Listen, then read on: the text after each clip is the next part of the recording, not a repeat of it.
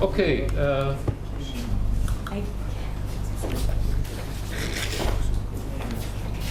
Last and third speaker, Moti Neiger, School of Communication, Bar Ilan University. Moti is an associate professor at the School of Communication, Bar Ilan. Academic interests include mediated collective memory, news temporalities, journalism during conflicts, and the mediation of culture. Please. Thank you very much. I'm standing between you and the hotel, so I'm not don't know if it's a good position to be in.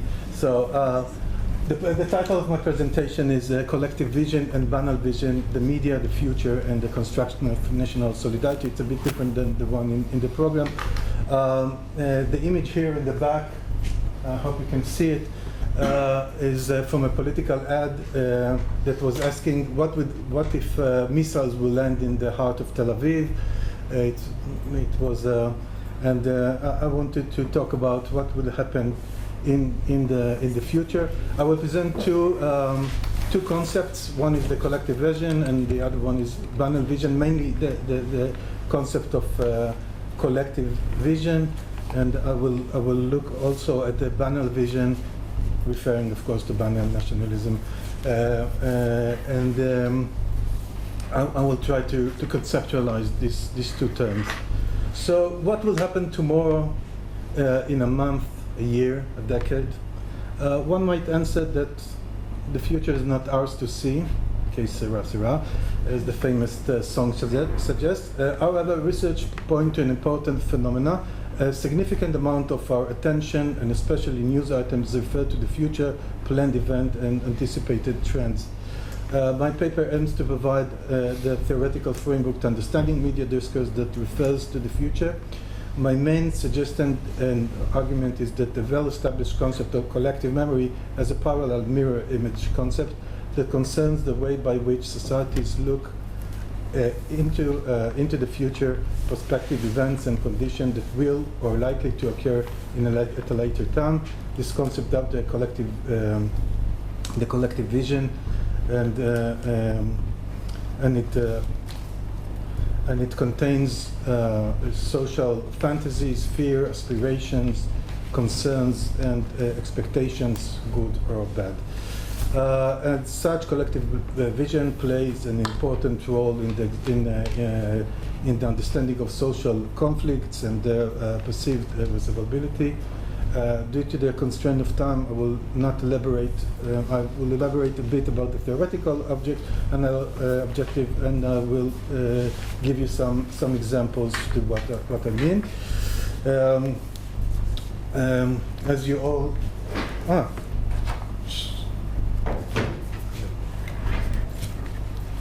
something wrong here.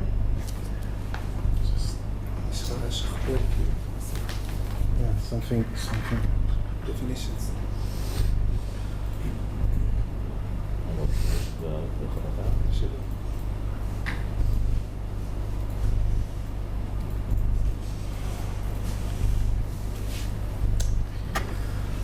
Sorry.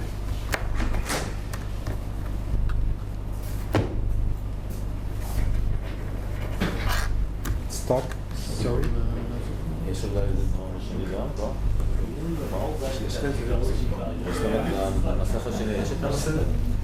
זה אולי על המסך השני?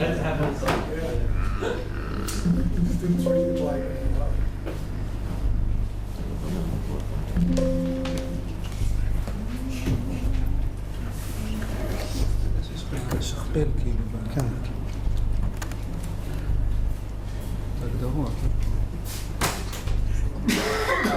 אתה יכול פשוט מפה, המצגת שלך גם פה. אוקיי. צריך אבל את ה... זה צריך גם... כן, עכשיו זה צריך להיות...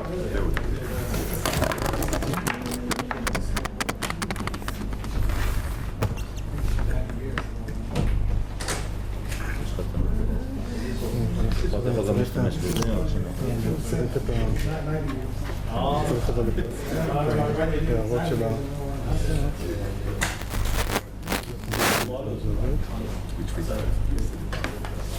אוקיי.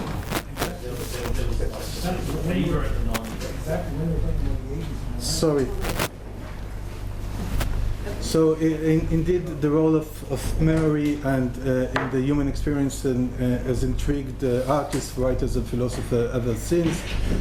In the last, and there is a lot to say about collective memory, but I won't elaborate on the concept. We don't have time to dig into the concept. Briefly, I will mention that Halbach's founder of the field of collective memory studies suggested the collective memory as a social activity where reconstruct the past according to the group present needs and concerns. When I approach the concept of collective memory, I stress mainly the role of the media as an agent of shared recollection. Some might say that it became the most important agent in the networked era. Among the founding fathers of the mothers and fathers of the fields are Bobby Zeltzer, Michael Schatz, and others in the early 90s. The role of collective memory is also very important in the digital age, and there are many writings about it. We talked about the past, but the role of the media. And now I would like to say something about the role of the media. If we look closely on the news narratives, we can observe that the future is not less important than the past. This is a study I made with my colleague Karen Tenenbaum. We see that if we look at dominant temporal orientation in print and news, online news, we can see that the future is also very prominent. Maybe it won't be surprising that in the newspapers, the future is more prominent on newspapers than in online news, because the online news assume the role of newspapers to tell us of what happened, what just happened, and now the newspapers are left to talk about the consequences of what is going to be next. Let's say something about the definition. If we combine the literature on collective memory, we found the various definitions that we can say that collective memory is a multi-directional process of concretizing a narrative of the past into a functional socio-political construct. And in the same way, in a similar manner, we can define collective vision as a socio-political narratives about shared future, concretized into a functional cultural product that construct a bidirectional connection between the present and past and the future. I will use this definition because I think it's very helpful. It has six components that we can look at and deconstruct the concept of both memory and vision by using these components. One is the multidirectionality of the collective vision from the present to the future and vice versa. The concretization of the collective vision, mainly in media text and other products. We'll talk about it in a few minutes. The functional role that plays by the collective vision plays for the community, its socio-political aspect, the technological qualities of the process of mediation, and the narratological characteristics of its formation. Before I'll give you some examples that hopefully will wake you up in this critical moment. Yeah, okay. With you. Surviving. Okay. The concept of vision carries, of course, a cultural baggage. As in the case of collective memory and remembrance, the term, or rather the metaphor of vision, refer to a physical human action, sight, and imagining. The term vision invokes both pre-modern meanings of apocalypse, vision of biblical prophets, adding the concept of catastrophic, intimating intimidating layer, but also a positive astrological idea. Modern philosophical foundations added to the concept of vision the concept of progress, and today we know that every company, every person has designated self, as Carlos Steger ought to have a vision, a statement that combines narrative regarding their role in the world. So everyone has to have a vision, or hopefully one of you has his own vision. So now I will say something about, I will give you some examples to and deconstruct this idea of collective vision. First of this is the first one. First of all, the collective vision is a social political product. This is, you know this person, Benjamin Netanyahu. For example, he had this famous talk in Bar Ilan University where he said that he agreed to the two-state solutions. And of course, the Palestinian will be demilitarized, but he promised that this is his new vision, and of course the media reacted to this vision and to these commitments. Of course, nothing happened at the end, like other statements. But we know that politicians would love are eager to share the visions, the big visions with the audience, and the media is playing a very important part in commentating, in elaborating, in distributing this vision. Gap between actions and talking. For example, Israel's senior official may declare that Israel desires peace and want to reach peace agreement with the Palestinians, but Israel's Center Bureau of Statistics data shows that the number of settlers was doubled in the decade after signing the Oslo Accord, for example. Nevertheless, when we are talking about solidarity, relying around a collective vision enables a group as a whole to march forward, as in its own eyes it does not reject the idea of appeasement. However,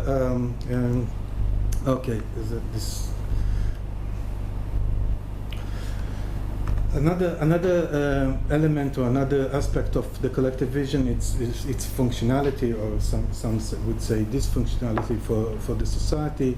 Social group use collective memory and mediation of the past to circumscribe the community boundaries, and to chart the boundaries of belonging. Collective memory offers a system of values that serves the community as a yardstick to validate its worldview.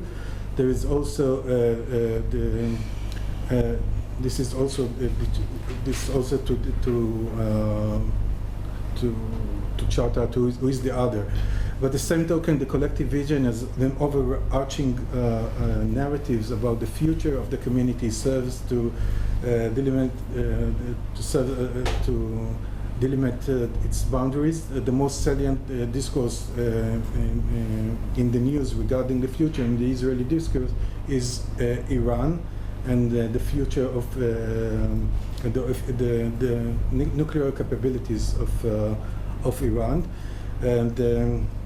and we can see that throughout the years, if we are looking at the media database, we can see that the term Iran's nuclear program appeared 33,000 times in during this decade, and the Iranian threat 24,000. Iran we are mentioning Iran and the threat from Iran a lot of time. Iran is mentioned in the news like more than Italy, for example, or in like, more or less like Germany, like France, but with Germany and France we have commercial, sport ties, but with Iran it's only the nuclear threat. So we can see that we can say that we have Iran is functioning as something that collect the community or that bring us together, but it's togetherness of those who are under the same threat. 5 more minutes. 5 more minutes, okay. Okay. Another. Okay. Another note on functionality. Okay. I will skip this. The collective vision needs to be concrete. When we are talking about the past or the collective memory, there are landmarks, monuments, museums, the television and broadcast, and other products. Usually, it's hard to find museums and monuments dedicated to the future. Although there is one example, which is the Temple Museum in Jerusalem, which keeps the collection of special tools that supposedly would serve the high priest and his assistant when the temple in Jerusalem will eventually rebuild. But the main concretization of collective vision is in the media, and we can see that the media is full with visions about what is going to happen in the future.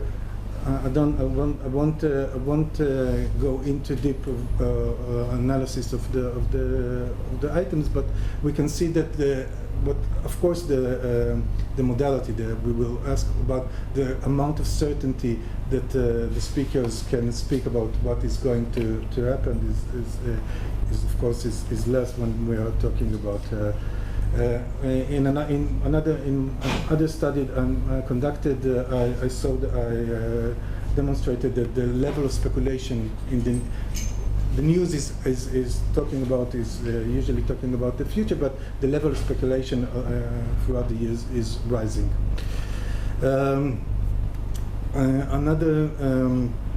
Another aspect of collective vision is the bidirectionality from the present to the future and from the future to the present.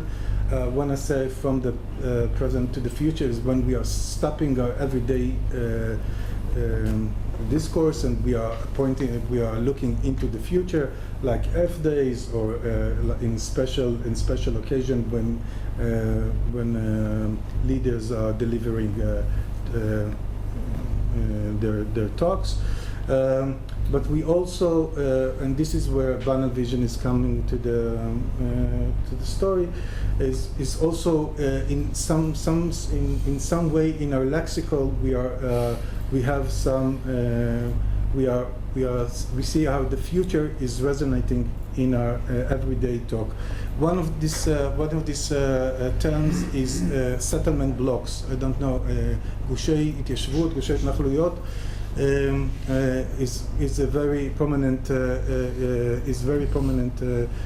term in the Israeli political discourse. When we are saying about when we are talking about settlement blocks, we are planning for the future. We are saying something that we are thinking that these blocks will stay in the hands of Israel in case of peace agreement in the future. So for some level it's okay. It's less it's less bad to build in around the settlements block. And so when we are talking about settlement blocks, the future is also resonating in the present. Another banal vision would be the term occupied territories. Of course, the territories were occupied in 1967. It's relating to the past, but also it has the aspiration. When you are saying occupied, you're also saying that something that is occupied should be liberated in the future. So if you are this is why most Israelis are avoiding of using the term occupied territories, because you're saying something about the future. And this is part of the debate. It's not only something that you are saying about the past, it's also something that you are saying about the future. And this is when I'm saying banal vision, that the lexicon is also resonating this kind of discourse. I don't have much time. 2 minutes. 2 minutes. Okay. I can say that if we are looking at why I have this guy again is the hero of my presentation. Its legacy is always combining past and future. Is saying this is when he is speaking in the memorial ceremony in Yad Vashem. He's speaking about what happened in the Shoah, in the Holocaust, but he also speaks about the Iranian threat. So it's always in this kind of discourse. And indeed, when we are looking at the media discourse, we see different levels of temporal layers in news narrative, and they are intertwined. I will not elaborate on this. It's elaborated in the full paper. So I will just stress I have to stress the critical meaning of the different manifestation of collective vision. I guess all of you are critical, and I'm bringing a call to Newcastle, but the emotion that best connects with the majority of collective vision, especially those in Israeli media, is fear, and the critical meaning of this is expressed in the opening sentence. Is expressed in the opening sentence of Kashmir, the political theology, that the sovereign is who decide on the exception, and this vision can be seen as a tool in the hands of authorities to control power and manage its use, to declare the emergency and to serve usually violent action ought to be taken.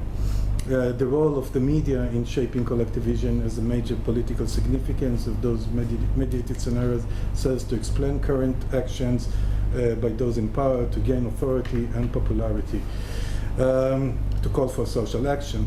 Although there is also positive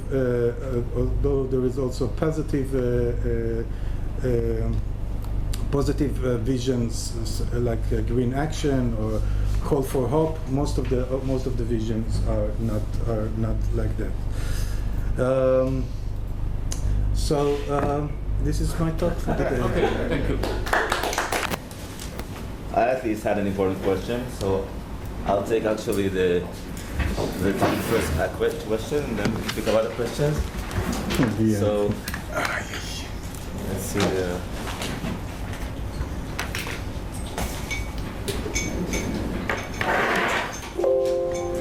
Right. So, Moti, first of all, thank you very much for your presentation yesterday. Thank you.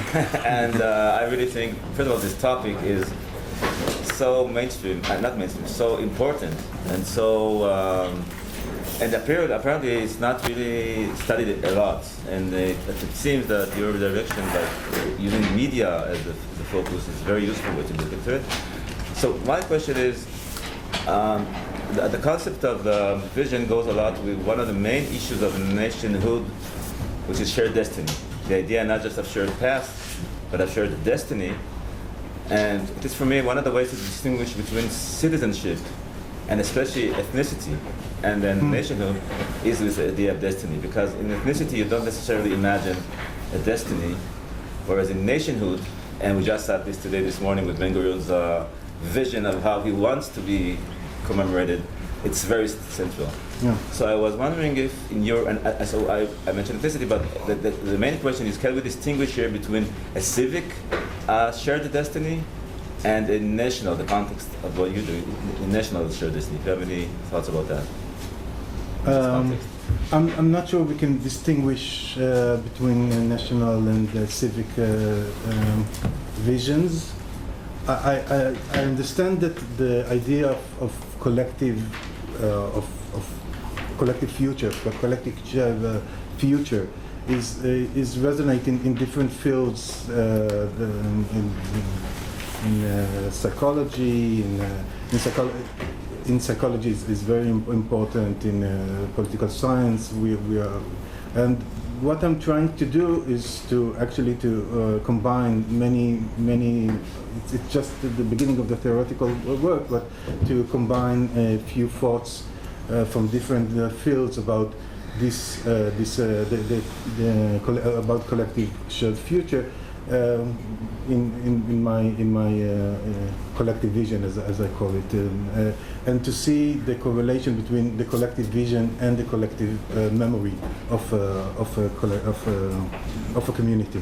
So I think they are interrelated, and what interests me is the interrelations between the collective memory and the collective vision. How we build a future based on the shared past, and different groups define themselves by the collective memory, as well as they define themselves based on the collective vision.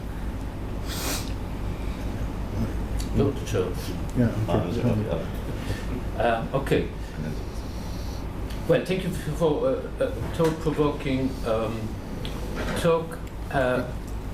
I would like to add a political dimension to that question of vision, especially concerning the last point, probably before the last point you made about what you called the blocks, or the gush. Block of settlements. Yes, settlement blocks. Yeah. Because, well, as we know, naming space, not always, but often is political. You change street names, you change the name of a region, and the occupied territories, this is how I call them. You have, now they call them Judea and Samaria, or the liberated territories, or whatever. Yes. So any naming of that area has a political implication. Right. And it's not only about the civic vision of the future. So right. What do we make of it? I think the example of the settlement blocks is to show how the future is resonated in our present vocabulary. Okay, we are talking about settlement blocks like it's a valid idea, like it's natural, but when we say settlement blocks, we are already taking into consideration that one day maybe, or we will have to withdraw whether it will be a peace process or a peace agreement, or whether the other nation will say, okay, you need to live there.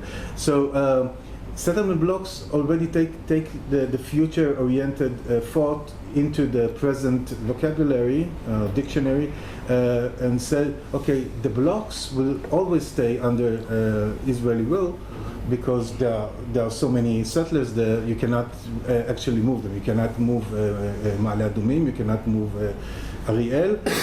So those areas and the surroundings will stay under Israeli rule. I try to give an example of how future-oriented thought is already incorporated in our present vocabulary. So. It's the example of the occupied territories is the same. If you're saying something that is occupied, that is need to be liberated. So this is why we don't use this this term in the Israeli discourse. Yeah. Just a quick short question. I wonder. I mean, you mentioned that vision is something that companies have and everything else. Yeah. But what's also interesting, which I think even links more with nationalism, is the mission, because that's also vision and mission. Yeah, mission is wider.